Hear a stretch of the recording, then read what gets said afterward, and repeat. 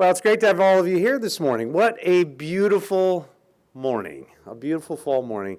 And if students are walking about, it's just change of classes. We'll try to kind of do this without being too impacted by all the students walking about campus this morning. But it's great to have everybody here. We are here to acknowledge and I would say celebrate what will not be just another renovated building here on our campus, but a renewed center of learning and partnership for the broader Huntingdon community. And before I make some more formal remarks, I do want to begin by acknowledging some of the folks who made today possible. I would like to thank, while he is not here, Governor Wolf for signing and approving our grant to make this project possible. But here with us today, we have Senator Majority Leader Jake Corman, who serves Huntingdon, Mifflin, and Juniata counties. And I will say publicly that without Jake's support and leadership and guidance and patience, and I would say for the last 3 years, as Senator Corman and I have talked about our campus, our community, and what this project will bring to this area, this grant would not have been possible. So I want to say thank you, Jake, for all of your hard work in bringing us to today. Yes, it deserves a round of applause. Senator Judy Ward, to my left here, serves Blair, Fulton, and parts of Cumberland, Franklin, and Huntingdon counties. Again, I've gotten to know Judy here recently, and she is an advocate for what we do here in our region and at this college. I want to thank her for being here today. Representative Rich Irvin, who is around a lot, and if nothing else, Rich, one thing I have learned about you and all the places that I am, you are usually too. You show up, and I know that's just a lot of the battle, and I want to thank you. Rich serves the 81st District, which includes Huntingdon, parts of Center, and Mifflin County. And he is a tremendous supporter of our college and this community. Thank you, Rich, for all that you do. The Huntingdon County Commissioners, this RACP grant does not come through without their support, and they have a meeting right now. They're not able to be with us, but Mark Sather, Scott Walls, and Jeff Thomas, again, ambassadors for this college and this community. And the Huntingdon County General Authority, this grant moves through. Phil Thompson, Denny Scott, Jim Foster, and Pete McManaman have to be signatories to this, and we thank them for their support. The Huntingdon Borough of providing their leadership and support on our grant. And then this building, the Beeghly Library, is going to be renamed at its conclusion when this renovation is finished to the Tim and Kathy Statton Learning Commons. We are going to protect the Beeghly name. We're going to find a way to continue to have the Beeghly Library name, but it will be the Statton Learning Commons after Tim and Kathy Statton, class of 1972, current chair of our board, Tim Statton is, and their lead $3 million cash gift to make this project a reality. And we want to say thank you to Tim and Kathy. Maybe they are watching or will be watching. How about a round of applause for Tim and Kathy for their leadership and philanthropy. I also want to say thank you to our campus leaders who have put in a tremendous amount of work. The drawings that you see to my left and to my right, which represent this renovated space, have spent a considerable amount of hours in thinking through of what this project will and should be about. And it was led by our Chief Academic Officer, our Provost, Dr. Lauren Bowen, and supported by primarily Ann Wood and our Dean of our library, Lisa McDaniel. They have done some really heavy lifting in getting this project moving forward. Please join me in thanking them for their hard work. Tristan Del Judas, I don't know where he's around someplace, but Tristan, he's our Director of Campus Facilities. He has been our primary liaison with the architects that are bringing these designs and really does a tremendous job on shepherding this project through the planning and implementation stage. And then finally, Mike Keating. Where's Mike? You know, Mike is one of these sort of behind the scenes I mean, when we talk about heavy lifting, this guy over here does a lot of the heavy lifting relative to the RACP grant. And, you know, this is a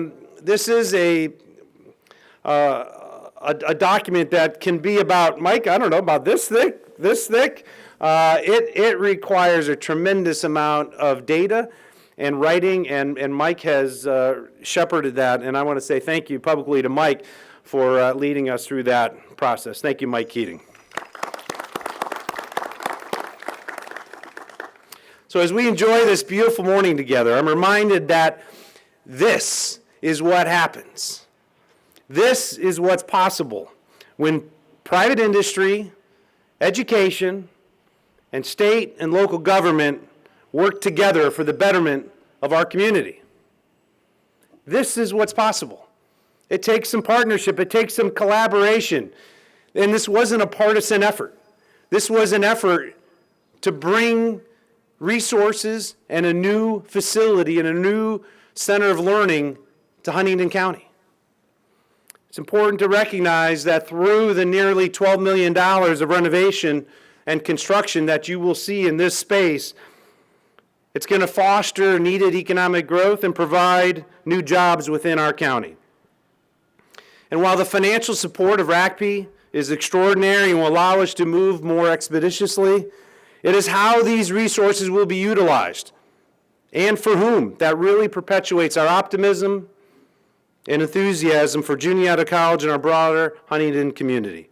This idea of a reimagined library has been part of our campus dialogue for many years due to the demands we see relative to how students and faculty are seeking knowledge and creating content in today's world.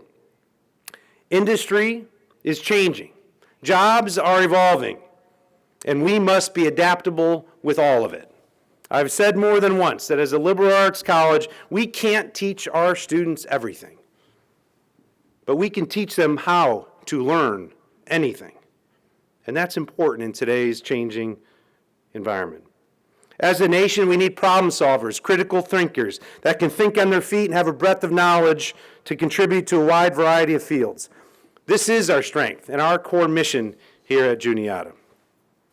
So when we started to conceptualize this project, our community came together and articulated through multiple group meetings and forums the following project goals, and I will then get off the stage.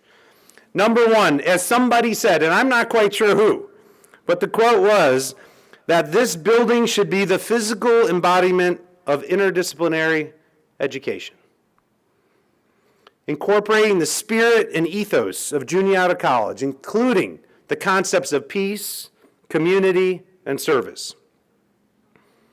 Number three, reimagining the space as energetic, learning-centered, and a student-centered environment. Number four, emphasizing and facilitating the interdisciplinary collaboration by servicing students, faculty, staff, and our community. Number five, it's about elevating research and high-impact practices like study abroad, internships, undergraduate research, and community-engaged learning. Number six, it's about creating an inviting and unique place that exceeds the needs of 21st century learners. The concepts of digital learning, flexibility, adaptability, technology are going to be extremely important in this new space. Finally, it is about enhancing the physical connections of this building to the campus and broader community. And as you can see, we face what is our quad, our home. This is the core of our physical community right here. And this library is going to play a bigger and larger role with that space. As you can tell, we are excited for this project and enthusiastic about all that it will bring.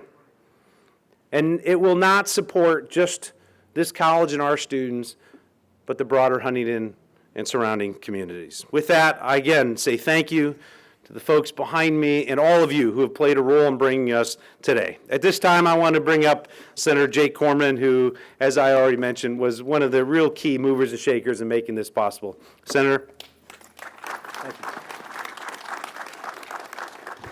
Well, good morning, It's great to be here. It's very exciting. As the president mentioned, when you have a project like this, it takes a lot of hard work from a lot of different people, a lot of sacrifice, and I want to make mention that no one is sacrificing more than the president. See, what I like to tell my wife all the time is you do a lot of business on the golf course. At least that's my story, why I get to go golfing. And, the president likes to golf, so we've had a few matches over the last few years, and this is where actually the beginning of this project was being sold to the state. And so part of the deal was, an unwritten deal, just a handshake, is now for every $1 million we got, he has to give me one stroke aside for future matches. So I'm hoping to get a lot of this money back, $5, $10 at a time in the near future. But in all seriousness, this is, you might wonder, why is the public, through the Commonwealth, investing in a private institution? And you can look at it that way, and quite frankly, that was one of the questions I asked the president when he first started selling this project to me. And then when we went through it and talked about the importance of the community, the importance to the community, the changing of the library, and having the doors open up from the other side on Moore Street, where the community can come in, and even though they have access to it now, it's going to be even more open to the community. He really sold the project very well, and it was a proper investment for the Commonwealth. And he mentioned a little bit, but it takes a little bit further. See, these private institutions are sort of interesting because most of them are located in rural Pennsylvania. Not most of them, but a lot of them anyway. A lot of our communities in rural Pennsylvania have institutions such as this, and public institutions as well. And it always leads to an interesting kind of dynamic of town and gown. I represent, obviously, a main campus, Penn State. Judy represents Penn State Altoona, and that town and gown relationship is sometimes can be difficult, but it's so important. It's so important for the community because these universities and these schools are tremendous assets to the community. But a lot of it is represented by conservative legislators in rural PA, and let's face it, academia is noted for being a little more liberal in their political viewpoints. But maybe we are an example for our friends in Washington, D.C. to say, we may not have the exact same political viewpoints, but we can work together to improve our community. We can work together to make our community a better place. And I think if we focused in the future, whether it be Washington, D.C. or Harrisburg, focus on what we agree on and focus on what we can do to make our community better, we'll be a lot further ahead as citizens of this Commonwealth. And so I'm excited to be part of this project. Those aren't the libraries where I went to school. These are going to be pretty impressive interactive schools, interactive education that will go a long way, not only for the students of this university, but also, as I said, the community. And this can be really important. As we move forward, 2026, there's something called a population cliff, where population is really, in Pennsylvania and other states as well, is going to drop off because when the recession hit in 2008, our citizens stopped having children at the level that they did in the past and really haven't picked up. And so there's going to be a tremendous competition when those students get to be 18 years old for students to fill up our schools. And so this type of investment to make it an attractive place, a place where people want to come and be educated, is going to be important for schools like Juniata and others around the Commonwealth. So this is a very good investment, not only for the current students, but also to keep Juniata in a place that it's an attractive spot for students to choose to come to school in the future. So we're very excited about this partnership, very excited about this investment. I'm very excited about the team that we have here in Huntingdon County. Senator Ward, who just got elected recently, has quickly become a great friend, and we share Huntingdon County.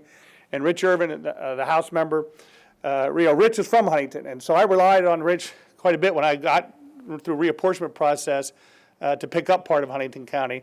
I rely on Rich quite a bit as someone who lives here, and what's the best thing to do, and how can we best represent Huntingdon County. And so as a team, not only we made this great announcement today, we were able to secure an investment over $1 million for the Huntingdon Technical School, which was an extremely important expansion in that area. And we'll have future announcements in the future about public investments into Huntingdon County. But it's been an honor to work with the both of them.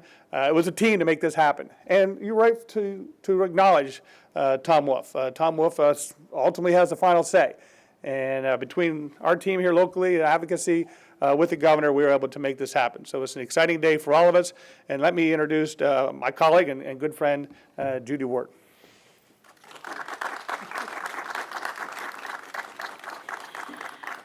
What an absolute privilege and honor to be here today on this beautiful campus, this beautiful day. And we are so fortunate to have benefactors such as the stations that have been kind enough to be benefactors to this project. The winners, I think, as others before me alluded to, the winners here are the students. And I know this is such a part not only of the Huntingdon County community, but also the Blair County community, because my dear friend Jeff Meadows is here. He's a classmate at Hollidaysburg, and he works here, but we've had many countless family members and friends come to school here and work here. So this is just a thrill, and the students are the real winners. So congratulations, happy to be part of this wonderful project, and enjoy. I'm anxious to get back for the grand opening of the new project. I'd like to introduce my colleague from the House side, Representative Rich Irvin. Good morning. Thank you for the invite here today, President Troha.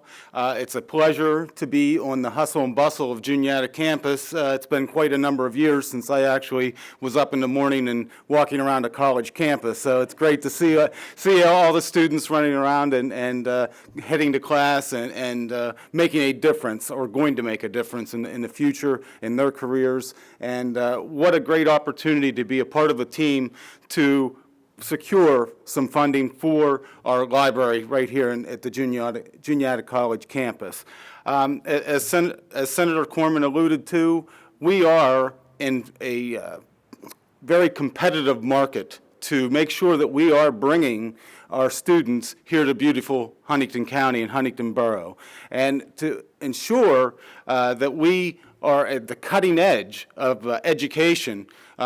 I think what a better place to start than right here at the library. I know there's been quite a few other upgrades that have been happening. I think coming to the different events that President Troha is always gracious enough to invite me to. What is it, around a $30 million, $50 million, but over the years you've put what you've put into it, and you know, to ensure that our students here at Juniata College can enjoy the beautiful Lake Raystown and actually have the beautiful campus here to learn on is a great opportunity. And I want to quote President Troha at different meetings I've been at. You know, one thing I think that the college is truly working towards is we're not just a college in a town, but we're going to be a college town. So I think it's important that we continue to make the upgrades to the library, as Senator Corman said, that we will have an entrance that our public from all over Huntingdon County can come and enjoy this beautiful facility. So it's great to be here, great to be a part of it, and thank you very much.